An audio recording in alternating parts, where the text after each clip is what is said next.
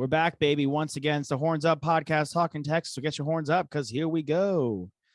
Horns Up Podcast Talking Text. I'm Joshua Fisher along with Alexander Desopoulos, Nicholas Snacks Kreider, and the Quan Cosby. And we are here.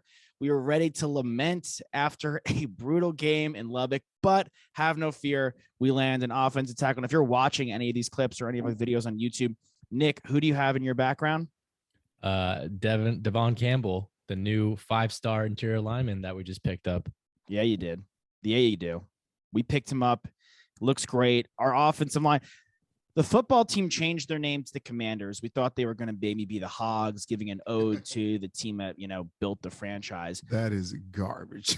Garbage name. But the commies, baby. After Americans called the Russians communists, now the team located in D.C. will be nicknamed the commies. What a full circle moment for our great nation. We are now the Hogs. Our offensive line is extremely beefed up. We thought we would get him. We nabbed him. We don't get Harold Perkins. He goes to LSU, but I don't think I think that was wishful thinking. And it's just another great day for Sarkisian's group. After a 5-7 year, we recruited in the top 5, bringing Gary Patterson. And I'm not going to go right out. Caleb Williams is officially out of OU this week. He's going to USC. That's big news. I'm not going to say the Big 12 is ours for their picking because, truth be told, neither OU or Texas was in the mix really for it. You know what I'm saying? Yeah, we still got to beat Kansas and Iowa State and Kansas Baylor State. and OK State. But it really is, as far as what you want out of a program, bringing in coaches with experience and bringing in amazing recruiting classes. This is just an awesome way to finish the, pretty much off season for us. So it's super exciting. Yeah, it's definitely the best O-line class I've seen in Texas recruiting history. Mm-hmm. I mean, we got, as ESPN 300 ranks Devon Campbell number 9 in their composite. Yeah. And I think Kelvin Banks is close to 17 or 18, 19 around there, but we got the respective number 1 offensive tackle and number 1 interior lineman on our recruiting class this year. Yeah, man, when you add what Bijan did with the struggling O-line last year and you add these young dogs, and they are that. If you watch some film, they're mauling dudes and they have to get pulled off of them. That's that mindset. And I crack up because we talked a little bit about, the basketball game last night. And when I saw Brock go out to the crazy fans and say, bring it with, the Miami Vice shirt open, I said, I promise you, I will go to war with that dude right there. Mm-hmm. I think from an interior lineman perspective, I think we have some of those. I think we have young, sure, but they have D1, true D1 NFL bodies, and I think they can develop fast into some great players. And again, they have a pretty freaking good dude behind them that if you can get in the way and give him a seam, he's going to take full advantage of it. So fired up about this class. And you said it, Josh. We didn't have a good season. We went 5-7. So the pull a top 5 class, especially filling the gaps that we needed after that, bravo, kudos to Sark and their staff, because that's big time freaking off season. Yeah, I mean, we were a heaping pile of dog crap with a cherry on top, stunk on ice. There's no ifs, ands, or buts about it. But, we have, not only do we have those 2 guys, we have another 4-star offensive lineman who's, in the top 100 in the composite as well for ESPN. And you got to hope some of these 1, maybe 2 of these guys play right away. And with the mullet coming in, the play action, I'm so excited to see what the play action. We get the big, the big guy, the big deep threat from Wyoming. Obviously, we have Worthy, who was one of the best freshmen of all of college football coming in. And with Bijan, new offensive line, new quarterback, the play action. This is a team that already led the Big 12 in points per game. It should be even more exciting. Now, what the issue was with our team, and now it's kind of, I guess, buoyed over to our basketball team, we can't stop a nosebleed. Quan, we were in our group text disagreeing last night. Toss and I were saying, well, we've gotten some stops. And Quan, you're like, well, they've scored 70 plus. We haven't gotten enough stops because they've put a lot of points on us. I mean, there seems to be on the basketball team, and it's unfortunate because it's interesting because the football team, the whole year, we were like, okay, this is the issue. And that was the issue the whole year for the football team. The defense was just hot garbage. It was sans the Iowa State game where the offense didn't show up. Then we have a situation in basketball where the offense gets so stagnant. And when we do end up getting stops, we just can't convert on the other end. And then the game gets out of hand like it did last night when we really, really didn't have hope pretty much the entire game. They had a handle on it. And in the second half, they pulled away. There was a couple moments where we got close.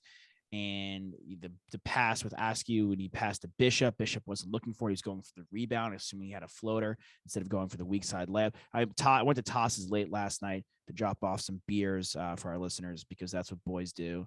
And he didn't want to crack one open. I'll call him out for it. I'm like, Toss, I brought us some Stellas. You brought a beer that I don't really like, honestly. Who doesn't like Stella Artois? What's wrong with that? Well, there goes our Stella sponsorship. What? Dang it, Toss. Yeah. You know what? That's fine. We'll get a Lone Star scholarship, sponsorship instead because we're local Texans. Josh is we can work on that. Texan by association. Wow. Josh, you have boots. Josh has boots. It's He's taking got a cowboy hat, years. too. I got a cowboy hat there. You said that because you bought me the cowboy hat. And you know what? I'm the only one with a doormat that has the state of Texas on it. That's a fact. Quan, you got a doormat with the state of Texas? Nah, my doormat says welcome. Okay, so at least I think mine says that as well. So not only does So I have the Texas culture, but I don't have the actual state of Texas on Right. it. For the listeners who are wondering, Which I want to say something about this. Y'all, it just popped in my head. Yeah. Two things about the basketball game. One, we have to get very similar to football. We have to get that mindset. You know, I remember I commented on Brock's deal, but that was our mindset. I remember Casey Studdard. I remember all of us when we went into hostile environments, we absolutely loved it. So I think that got to us a little bit. But there's another thing I was thinking about. If we're being real honest with ourselves, Tech is a better team right now. Oh yeah. Like, let's be real. I mean, and at that house with that atmosphere, they already beat Kansas. They already beat Baylor. They took Kansas for the second time in a double overtime. And so they're just a better team right now. The thing that I would like to see, and this is a horrible comparison because we're not Georgia. Georgia got embarrassed by Alabama the first time, but they got better and they learned from it. So when Tech comes to Austin on the 19th without that atmosphere, although they've already bought out all the tickets on the upper deck, they're pissed off at Beard, by the way. Yeah. But I just want to see that improvement. One of the problems we talked about with the offense is there's those lulls. It was a Tennessee or the game before. We went 10 minutes without scoring. It's been multiple times. Insane. It's not just one game. It was the Creighton. Who do we play earlier in the year? We didn't play Creighton. No, we played who was it? That might have been the Oklahoma game. Seton Hall Hall was the lull. Like, Tennessee, there was a lull. Lulls. Yeah. They're so weird. And honestly, we actually usually start decently fast, have lulls. They came back. It reminds me of last year's football season, but it's weirdly similar, but really it's to me very similar to the things we talk about in football. That's the mindset. That's the killer mentality. That's the keeping your, as they say, the pedal to the metal. And I think there's a combination of the players' responsibility, but they're also, when they get conservative, it's because they don't want to get yanked. So I think maybe Coach Beard needs to relax just a itty bit and let them play that insane defense. Gonzaga's coach, give him this. He says, if you play the defense we train to play on offense, do what the hell you need to do because we're going to have more opportunities. And he lets them play free and he don't yank them when they miss a ball. Steph Curry misses a lot of balls. Now he makes a lot of them too, but he misses a lot of them. So I don't know about the yanking the guy for this and that and every little turnover. So I think it's just a combination of a lot of things.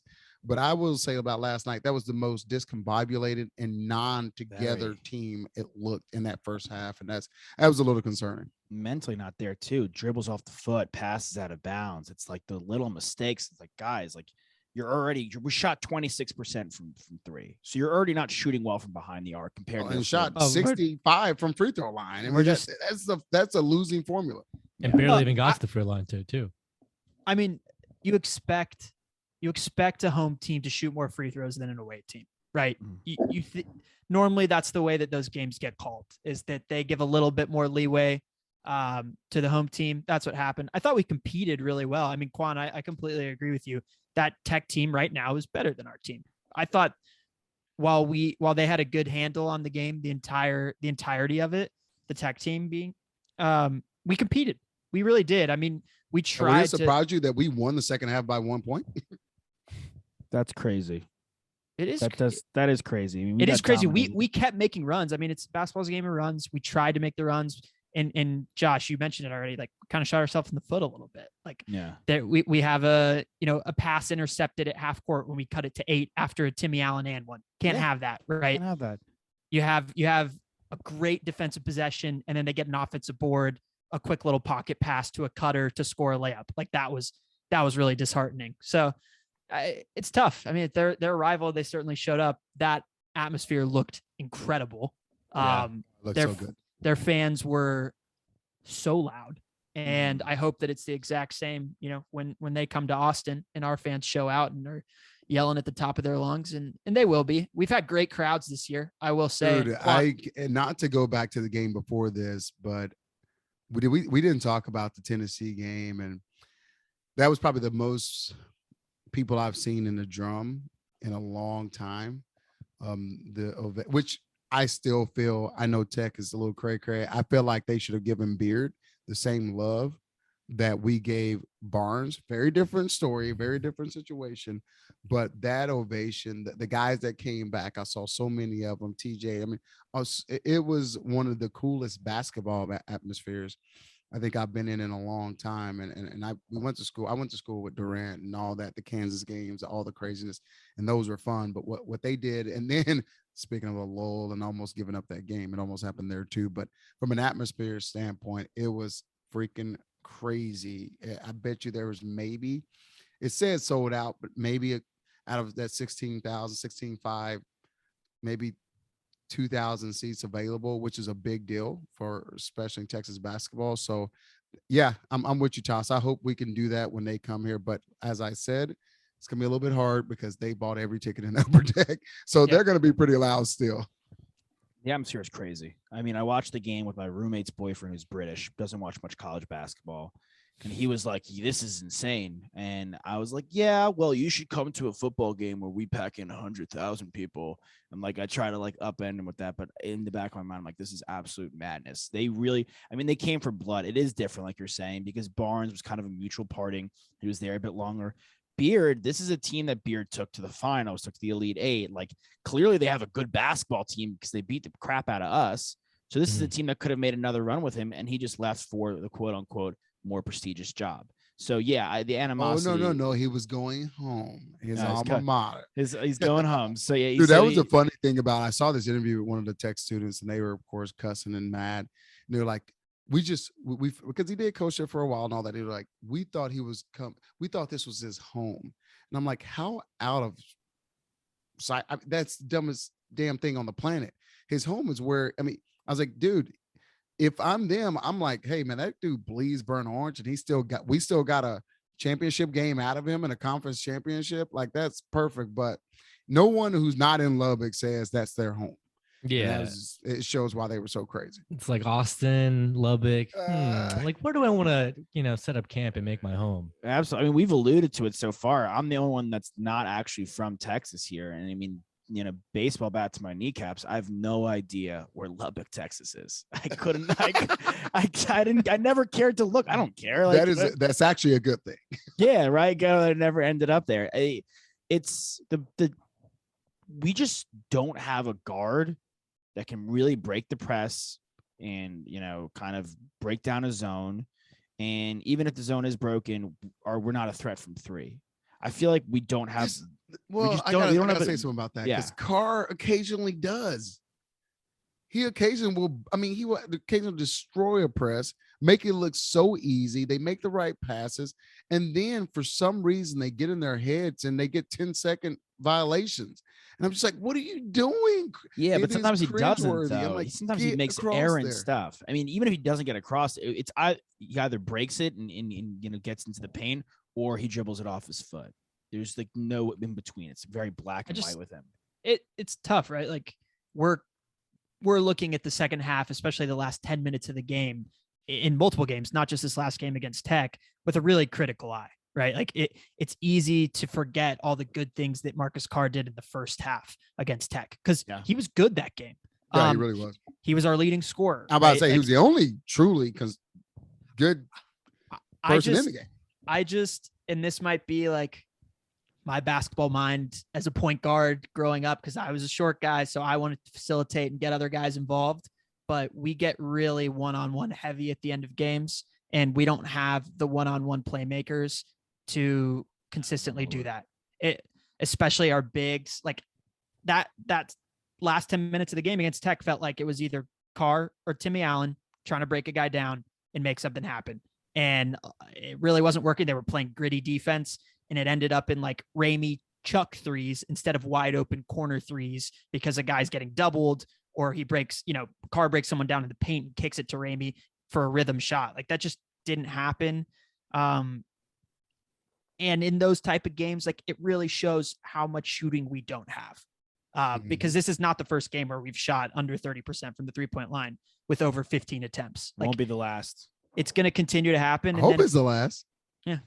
Dude, it was rough though. I mean, and the thing is, there wasn't any, they were barely hitting them. It was. Yeah, they were bad misses. Like they were bad. There's some air balls. But I go to work out and I shoot. I'm like, oh man, that could have went. It rolled around. Oh no, it was a lot of air balls. It was a lot of. Yeah. They might have had dumbbells on the bench that they were all just curling, and then they get back in the game. God, that's why for me it goes back to the mental perspective, because the guys can shoot. Andrew Jones can shoot. These guys, Federer or whatever his name is, he went in there. That dude was silky smooth last year at shooting. Now he doesn't get as much playing time, but Ramey can shoot. But they were missing so bad. I think that's why this atmosphere was just a bit too big for them. Yeah, those airball chants really get inside your head after a while. They had a couple. First of all, Tech had a couple angels in the outfield moment with O'Banner. There was a couple of them that clunked around. And and that was when we were making runs too. So he bricked one, and I was like, yes. I didn't even look at it. Fell in. I was like, I know that sound. That sound does not constitute a basket. Yeah, there's the line. He goes with the hot hand. I like Cunningham getting in the mix. He plays great defense. He plays gritty basketball. Yeah, he fouled out, did he? Yeah, he's the only guy that's fouled out all season. And he's done it multiple times, and I love it. He didn't have a choice, dude. He came in so hot. Tech, once we were losing, he had to get fouled out. He knew. He was bumping dudes. He was looking for some action. Fight. Yeah, we're down 10. We're not going to win this basketball game. He was the one that tried to start stuff with the fans. He's got to get thrown out. Like that's like par for the course. I'm a huge fan of Brock, obviously, and his attitude and the way that he attacks the game. But when he tries to put the ball on the floor, I go, Brock, no, don't, just don't. Hey, he hit a 3 in that game. Yeah, it looked nice. Spot up three. That's well within his wheelhouse. Just don't try and break a guy down off the dribble. Not your thing. Not your cup of tea, man. Brock, you are not Allen Iverson. Can you please pass the ball? Ball movement. Let's go. Yeah, I really do think we could still put it together though, because you guys Carr is an exceptional player. He does have a couple of lapses at moments. Timmy Allen, I like a lot. He's very sound. I would just love for AJ went 1 of 7. That's just not him. AJ's got to be 3 or 4 of 7. And it doesn't have to be from 3. Like and Raymond, the same thing. Yeah. If the 3 ball's not working, and I know you don't like the toss, you're right. Like breaking guys down one-on-one was a major issue because it doesn't create anything for everybody. And a lot of the times we're stuck with contested floaters at the end of the shot clock. But I would love to kind of get in the paint, kick out, and try to drive. I know we don't have a really big man. We don't have Jericho Sims anymore to dish and dunk. But I don't want to live and die by the 3 if it's not working. And Nick, you brought up the point of not getting. We shot 74 from the line. There were a couple bad misses at the end. We went 14 of 19. Like, go get to the line a bit more. Draw some foul. They were in the bonus early. Yeah, early. Both halves. Yeah, they lived at the line. The whole game. And Nick, you're right. We did not get there enough. We're not a horrible free throw shooting team. Well, the crazy thing is, I don't think we got to the line until like 5-6 minutes into the second half. Yeah, I get it, Nick. Home team's gonna home team's gonna shoot more, but that's pretty exaggerative if you're not even.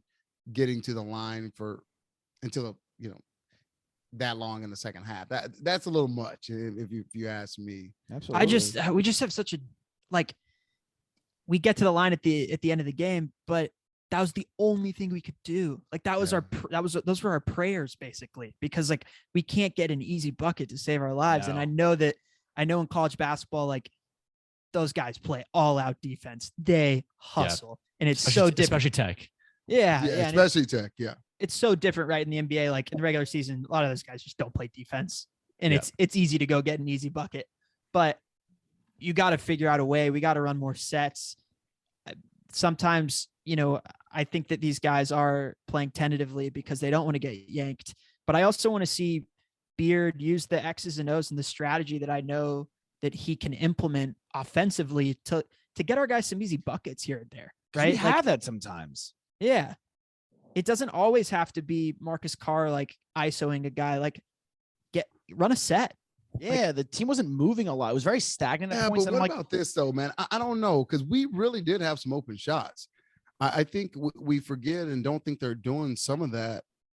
They're just missing shots too, because there was a lot of really open shots that, didn't even get close to going down, and they didn't, win the rebounds this time either. So I know what you mean, and there's a lot of isolation.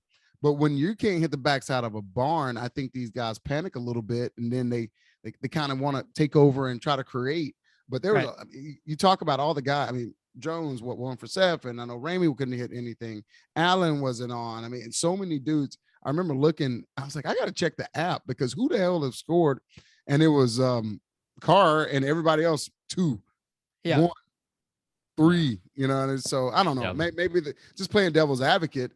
I get what we're saying, but when we can't hit anything, well, how we pull ourselves out of it, right? You don't want to take too much away from just one game, but I think collectively, I've looked at our season, and if we want to be a team where it's like you run a point at the top and you break guys down, and you have shooters on the outside, you better be able to shoot 35 That's exactly what I'm trying to get to from 3, which is like, if we can't shoot that, and if our personnel can't do that, then you got to figure out another way. Like get dribble drive involved, get guys cutting more backdoor, like get more active and just have way more activity. Because look at the teams that really run those types of offenses in the NBA. Steph Curry and the Warriors. How good does the rest of that team shoot from 3? They're excellent. Yeah. James Harden and the old Rockets, where they would let him do his thing. The rest of the guys, all shooters. Yep. Oh yeah. The Cavs. The Mavericks, centered around Luka Doncic, all shooters around him. Like, yep.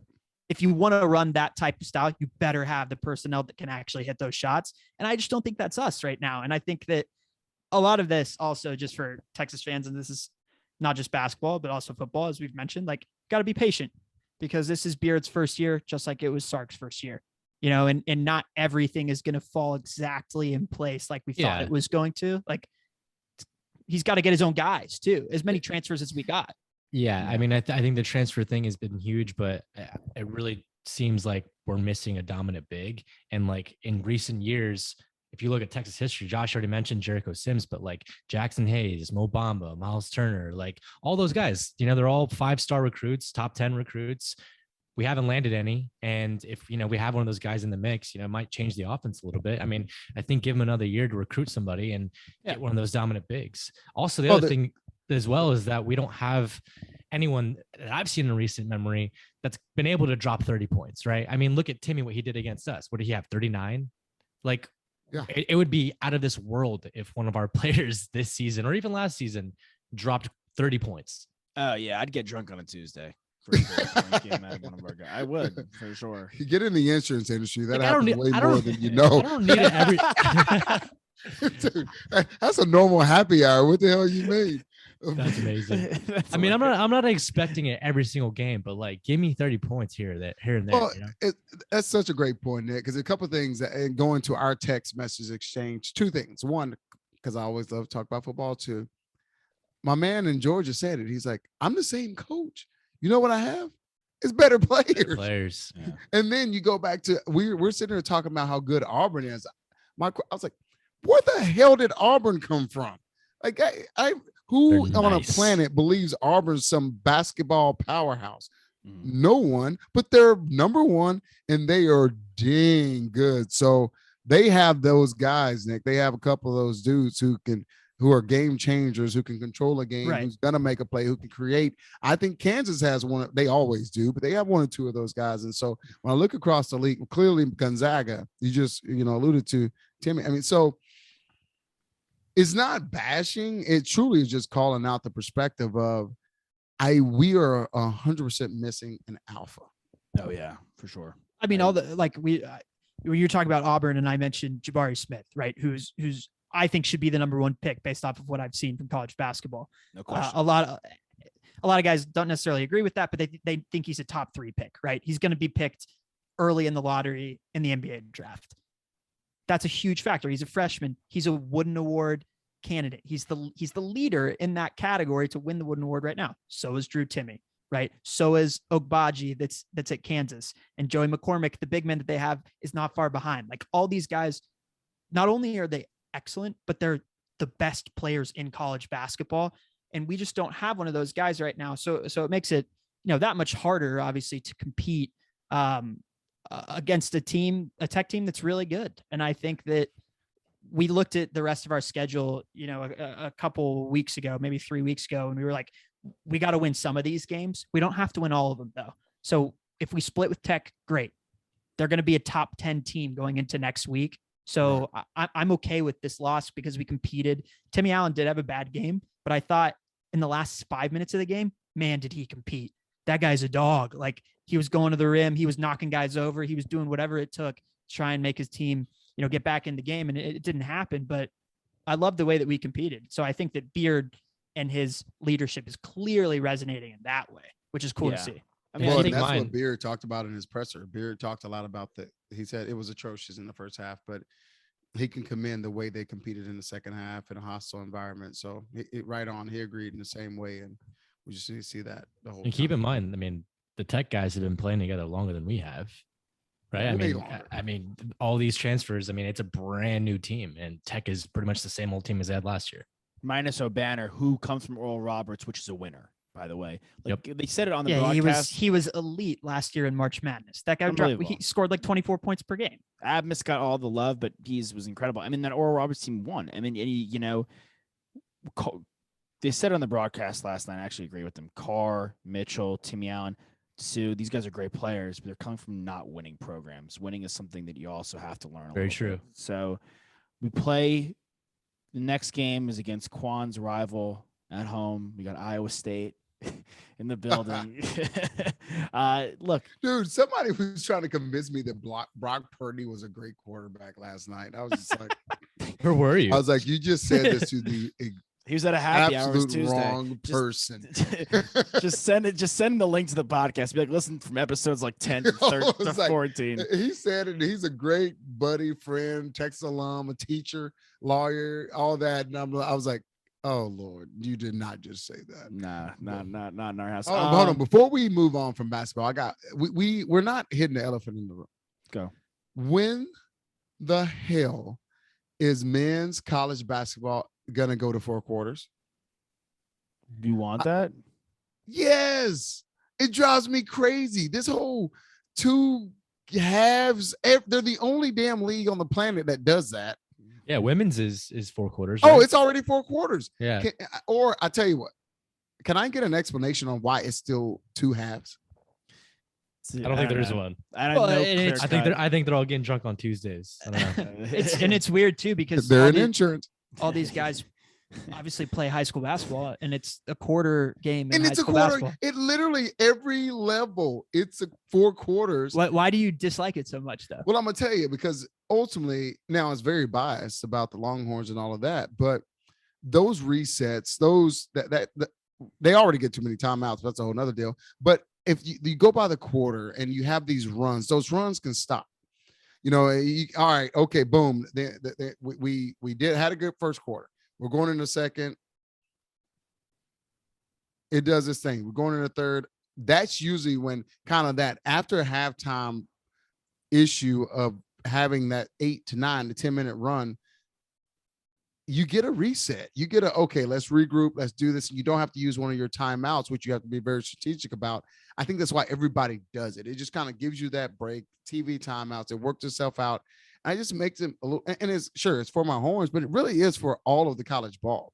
Yeah. If you're playing with these dudes and you want them to go to the league, it's just so dumb to me that you have 2 halves and, you want the guys to be prepared for the next level where it's just orchestrated so different. So it's logistic on every level, but also from a bias standpoint and those lows we go through, maybe that end of that damn quarter will reset and get us back to where we need to be to compete.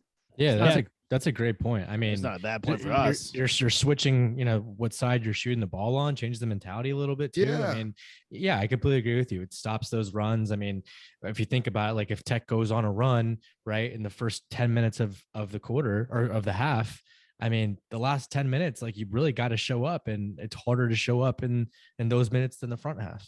Mm-hmm. Yeah, I think my least favorite part about it are what you mentioned already, the timeouts, because that distribution across the half, that just makes it stupid for the coach to have like that much of an impact in that way with the timeouts. Is essentially you're turning a timeout into a quarter break, right? Or at least like some of your timeouts, you have to take them at certain times. They no longer become as strategic. You're just trying to give your guys a couple of extra, seconds to breathe and catch their breath.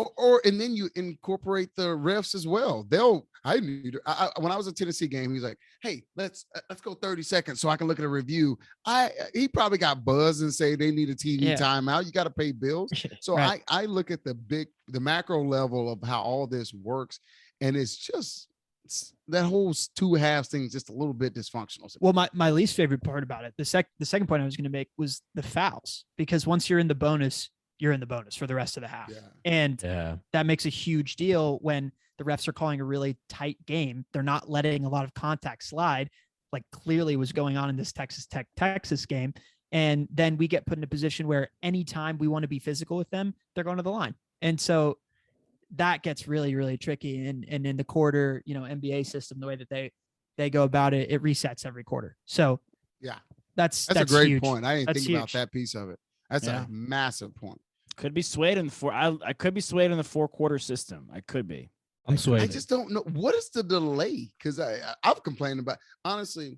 I love March Madness and I love college ball, and really, I like the two halves. All about it, but that for a while, I'll be real honest, it kept me awake. It annoyed me so damn much.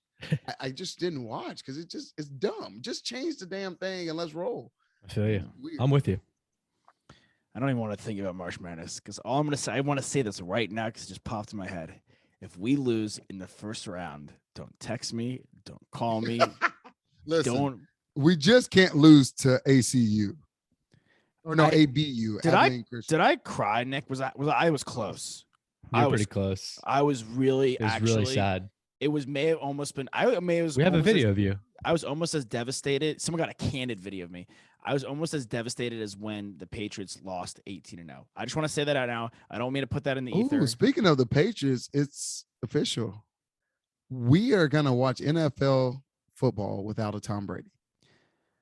Yeah, we are. And that's let's get into NFL a little before we rock and roll. I want to talk about the Flores thing, and I want to talk about this. Quan, you ever play Brady? Hell yeah. Never beat him either. He beat the brakes. I beat Aaron Rodgers. I went 2-1. Aaron Rodgers. I went 1-1. So I played in a very fun era. I went 1-1 versus Brett Favre. Peyton Manning. Did Peyton ever beat me? Well, I whooped Peyton's ass, but and I'm just going down all these greats that I either won and won. There's not a great that I at least didn't split or won a game from, other than Tom Brady. It wasn't even close. I actually made a really big mistake in Denver and shouldn't have caught a ball, fumbled right before the half. I didn't fumble. I muffed a punt, my only muff in all of NFL, and they caught a field goal. And he actually said, "Hey man, don't worry about that. Don't worry about it, mofo. Yeah, because y'all just won by 8 touchdowns, so I guess it really didn't matter." But I do worry about after the game. But the cool thing about NFL that people don't necessarily get to see if you're watching it on TV is the pregame.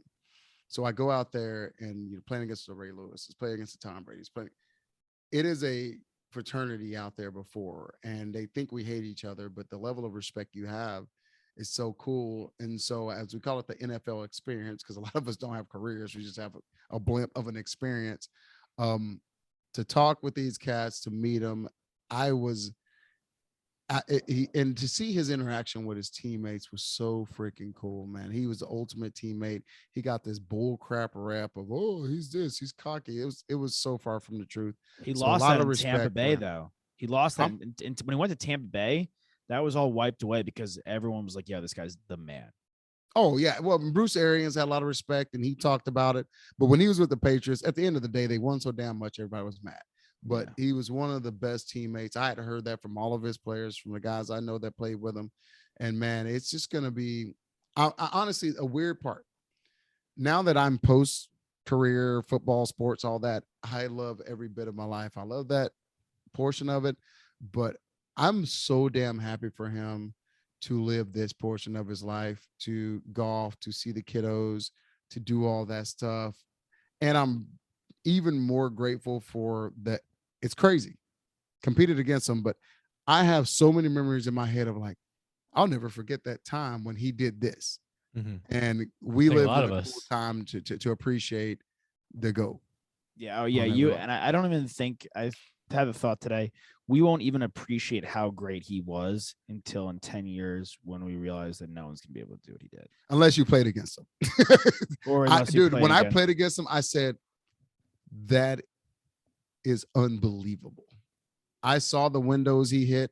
You see the highlights and they throw the touchdowns, but it's in the game of football, as y'all know, sure, the touchdowns matter, all of that matters. But when he make plays to extend this, when he make a change, and I can say, I'm like, hold on, dude, he's changing his play. This son of, how the hell did he know what play we were running? And you know, and when you see and when you nerd out on football like I do, and see how he's 4 days ahead of you, it is football on steroids. It is fun. But it's not just that. It's not just me. I found so many of my offensive guys. Usually we go reset, we sit down, we talk about our next plan. No, we need to go watch how he plays the game. And we did that in the NFL level. We were watching him like we were in college or high school. Yeah. Like we need to learn from this dude. So that was what's so cool about competing versus the GOAT and just having fun. And he beat the hell out of me every time. But you know, hey, I'm not the only one. And it's not like this is Not even nothing close. This is nothing new, obviously, but what I constantly remind myself of when I think about him and his career and how much he won, it's not the same as the two GOATs in basketball, Michael Jordan and LeBron James. And I say them in that order because Michael Jordan I have above LeBron James in my all-time rankings, but those guys are incredible athletes, like tremendous athletes. LeBron James is a better athlete than most of the guys in the NBA. And he always has been. And even at his age at 37, he still is. Tom Brady is not the same athlete, nor he is subpar athletically comparatively to some of the other quarterbacks that have played the game. Patrick Mahomes and Josh Allen are far better athletes than Tom Brady. He's won more Super Bowls than any NFL team. And like, if that doesn't show you the way that he prepared for the game, like you're talking about, Quan, the way that he saw the rest of the game. I mean, it reminds me a little bit of like Kobe Bryant in his late years after he got hurt so many times. He was so clinical and tactical with the way that he approached every single snap that like he has a counter for every single thing you're thinking about, which is that is it in a nutshell. I laugh because we talk about it. So two things. One, he's not the athlete those guys are. He's not Lamar Jackson. He's not all of those. But two, I was laughing because a buddy of mine, he's like, holy cow, Tom Brady, he's 44. He's retiring. By the way, he can still play if he wants to. for sure. And I was sitting there, I was like, yeah, you know, I'm 39. He still, you know, has 6% body fat. And I almost quit walking on the treadmill the other day in Lifetime because I was walking on the treadmill and I played on that level. So it is cool. His mindset, how he goes about it. He surely is the GOAT from a positional standpoint, but his preparation is what ultimately, Josh, to your point, separates him for so freaking. I mean, Peyton Manning, we love Peyton Manning. He's funny. I mean, Eli funny and all that. I mean, Peyton Manning got 1.5. I give him 1.5. I give him a Super Bowl and a half a Super Bowl with an asterisk because he was dog ass terrible in that Super Bowl. That was tough one. He didn't have a neck. He was so bad. Yeah. But Tom earned every bit of them and went to that many more where he still balled out, but it didn't work out in his favor. So it's next level stuff when it comes to the appreciation of him playing the game and being the GOAT. We throw the term genius out there quite often when it comes to the X's and O's with coaches, but I think he has garnered the title of being a genius on the field. Yeah, his football IQ is number one. He's a winner, and he just understands the game in a way that no one will ever will. He just gets it.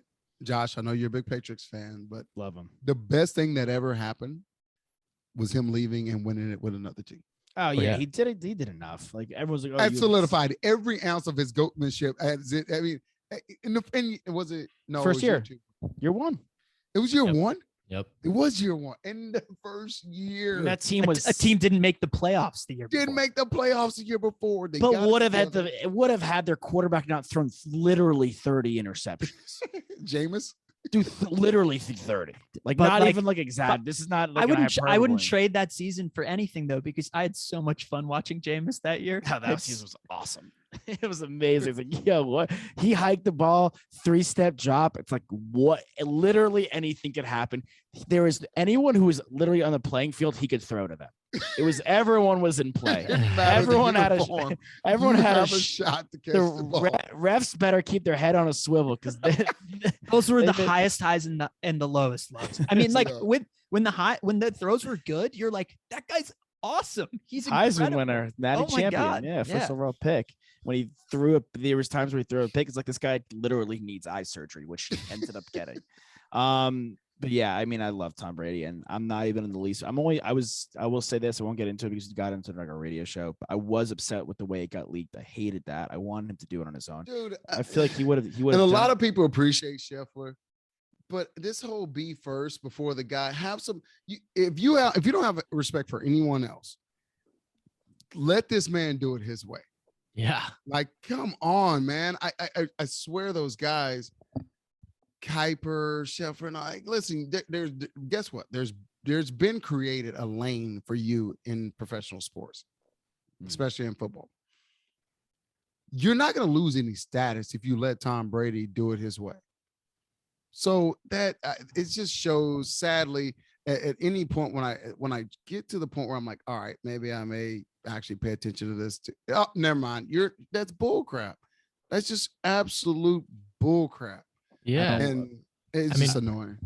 We talked about it the other day. Like Schefter is already the best at what he does, right? Like he's the most trusted NFL reporter. Like what does he stand to gain to break this news, right? Like you can't really go much higher than where you already are. Yeah, it's your ego. But like, can you imagine if one of the NBA reporters like Woj like broke the news that LeBron was retiring? Like hey, asshole. Crazy.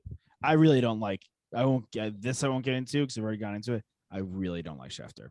I'm right there with you. I've never told anybody that, but you're telling the world, baby. I am. Oh, he's from my hometown. He's earned every bit of me telling people now because that's just bullshit. Dude, let this man do it. It truly is not. Sure, I guess it's your business, but let him do it his way. And 5 seconds after you just retweet or whatever, you're still going to get the love. He's still got 10 million people following you. Like it annoys the hell out of me, man. In 20 years, when people talk about Tom Brady retiring, they're going to say when he retired, the year that he retired, after which season he retired. They're not going to say Adam Schefter broke the news. Boom. Exactly. No one cares. Exactly. And that's what they fail to realize.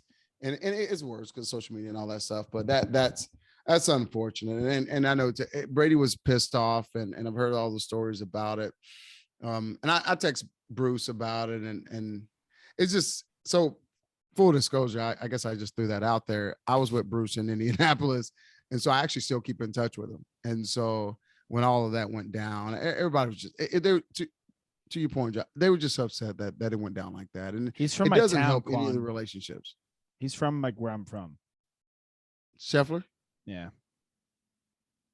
And he's not, I don't have much. I respect the job he's done and where he's gotten his career, and it pretty much ends there. Not to cut you off, but yeah. You said it best. I mean, just you respect his grind.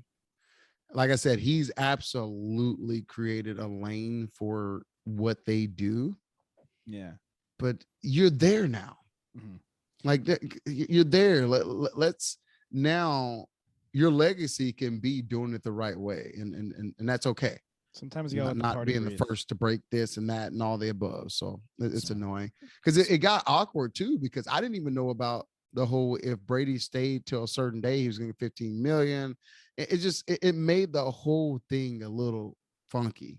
And Correct. the best quarterback of all time in the NFL shouldn't have to deal with that Earned his right when to he's doing it retire the in his right own way terms. and doing Yeah. it the right way for everybody involved. And that's what's the most disappointing about it all. 100%. Shout out to Tom Brady and his family. Big time. Yeah, Always. baby. Always. Enjoy that crew now. Yeah, absolutely. Well, I'm glad that you're tight with Arians as well, which means I'm tight with you. So which makes me pseudo boys with Bruce Arians. Bruce is good people, boy. Hey, every time he wears that red Kango, I can't help myself. I text him. I was like, bro, I see the Kango. Swag. Yeah, some swag. Yeah, he we does as didn't get well. into the Super Bowl. We get have, into that next week. We get still into that got next week. I do want to. I don't want to rush it, but I do want to get your thoughts, Q, if you don't mind, because you played in the NFL, for a number of years, and obviously you've played on a number of teams. The Flores situation, the Vikings job as it stands right now, looks like it's going to go to McConnell, sorry, who's the OC for the Rams, which leaves the Texans job. I don't know who wants that, which leaves the Jaguars job. I would probably rather be a same division, and no one wants either one of those. I would probably rather be a fry cook. Is Denver still open? No, Denver is not still. Hackett. So Hackett, offensive coordinator for the Packers, goes to Denver. If they get Aaron Rodgers, you can't really fault them. Dabble of the Bills is now in the Giants. We saw that whole snafu, which we're alluding to, the Brian Flores snafu. With McDaniels to Las McDaniels Vegas. to the Raiders, and then Eberflus, who's the defensive coordinator of the Colts, now to Chicago. No black head coaches have been hired, leaving only Tomlin. Stephen A. Smith, they had a good round table on it today with Marvin Lewis, who I believe was your head coach at one point. Quan. Who I'm not a fan of, but yeah. I Fair. actually sent a text to a couple of Bengals coaches. I said, it's amazing what y'all can do when y'all get rid of Marvin Lewis. Yeah, but that's a whole nother thing. I don't know if Pack liked him. Pac-Man definitely doesn't like Andy Dalton, which was kind of hilarious. Who? Pac-Man? Doesn't like Andy Dalton. No, Pac actually loved Marvin. Yeah, probably they were really, really tight. Then it's Andy Dalton that he doesn't like, which is hilarious. Never mind, I'm gonna stay off of that one. But the other job is the Flores' former job. The Dolphins' job is still open, and the Saints. Yeah, that's right. So now Flores, I don't want to say he's Kaepernicked himself because could be egregious, but no, that actually couldn't, because ultimately when you put yourself, when you go against the owners, you blackball yourself. Good luck. And I think I really, really, really like his chances on this lawsuit, and he's doing it for all the right reasons. And again, let's be real here. He said it best. I'm not the first, we go back to, Hugh Jackson's putting his name in this. I mean, think about Tony Dungy, what happened to him going back to Tampa Bay. And then, Gruden gets the job and wins a natty. I mean, winning a Super Bowl. And, what's my man? He coached with the Colts. It's amazing to me, black head Jim coaches. Caldwell. Oh, yeah. These guys they win. Mm-hmm. Florence won like 8 in a row. They win and they get fired. Or Hugh says these little backdoor deals of, hey, Tank, I'm going to pay you not to, like, it is I'm not saying that I have firsthand knowledge of any coach getting paid for this, but let's be real. I believe every bit of it, and I don't believe a lot. I have this saying, I don't believe, anything I hear and half of what I see. But when it comes to this, knowing what I saw in the league, it's ridiculous. And we're talking about it from the NFL level, and it's really bad. But it's not just that. I think there was 30 college jobs open, and one, maybe two black head coaches got a head coaching job in college. Oh, yeah. That was crazy. One of ours, we got Stan Drayton got taken to Temple, and he actually got hired from one of our old associate athletic directors, Arthur. And Arthur is a black man, and he was annoyed. He was like, this is crazy to me. There's so many good coaches out here. Let's be real. Not that, one, I was at an event tonight with the president's office, and we're talking about representation mattering. The league is like 70% black dudes. Most of the teams are. And yet on so many levels, you don't have coaches that look like you. Kudos to Coach Brown, because he's always done that. And not that he's trying to check a box, but it's if you're given opportunity. And it has been consistently. Let me get started on Eric Bieniemy. The fact that he's not a head coach is just insane to me. So it's unfortunate. I have so many thoughts about it. It needs to get fixed, but I'm so sad because I actually, for a long time, and I think I've told y'all this offline, is I'm not the biggest NFL fan because I think it's very entertaining. I don't think it's always the best football.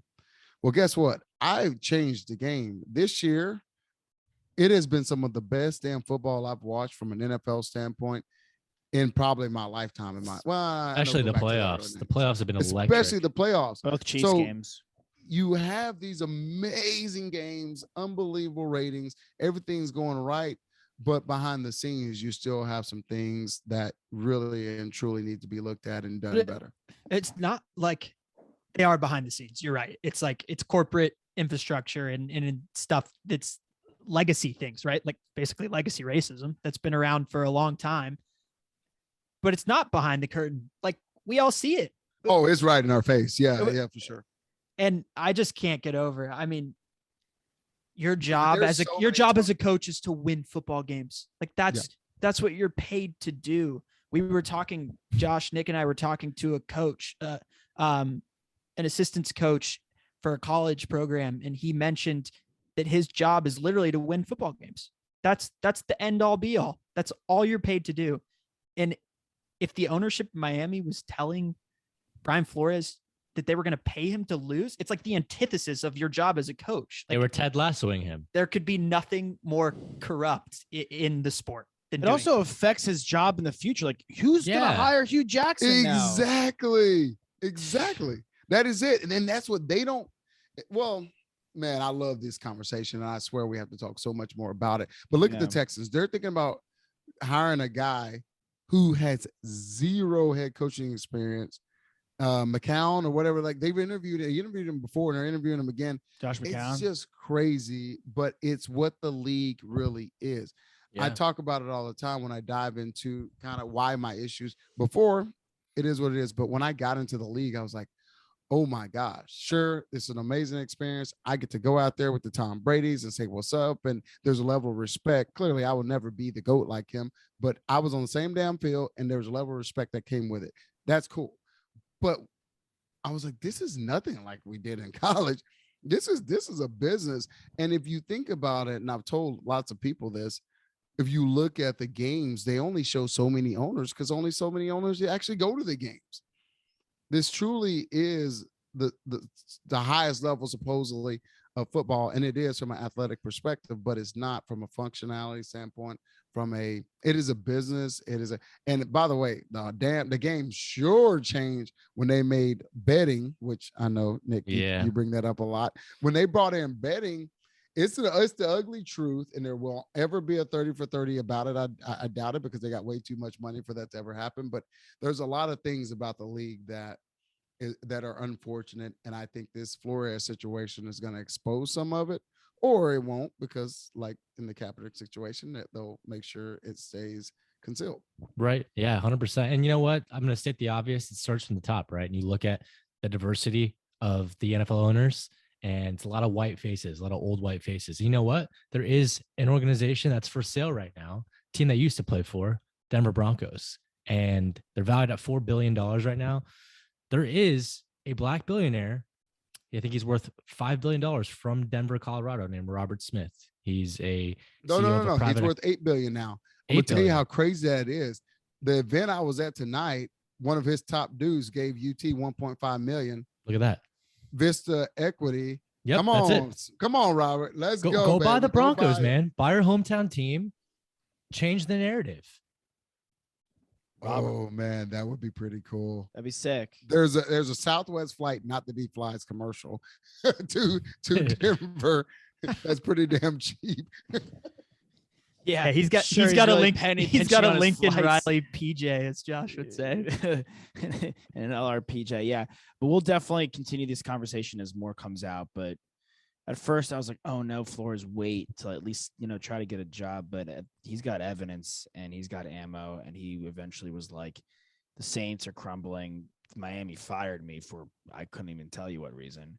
And then who would want to go to Jacksonville or Houston right now? So at this point, I was like, I respect him pushing his chips into the middle here for sure. But yeah, go to betonline.ag. We brought up betting. Go there right now. Use the code BELIEVE, BLEAV. Sign up for your welcome bonus, all that. We live bet the Bengals, won some money. So live betting is great. Go do that. Don't be shy. And the fans out there, thank you so much for joining us. The Horns Up Podcast, Talking Texas. Get your horns up. I'm Joshua Fisher, Alexander DeSopoulos, Nicholas Snackscrider, and the Quan Cosby. We will see you next week.